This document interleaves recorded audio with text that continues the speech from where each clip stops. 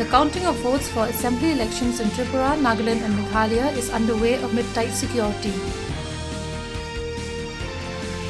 Prime Minister Narendra Modi has said that India's theme of One Earth, One Family, One Future for its G20 presidency signals the need for unity of purpose and unity of action.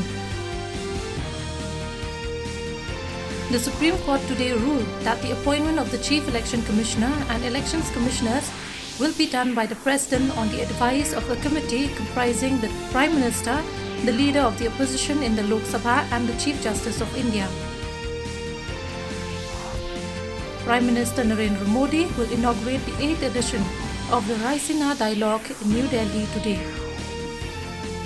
In cricket, Australia will resume their first innings from the overnight score of 156 for 4 with a lead of 47 runs against India on day 2 of the third test.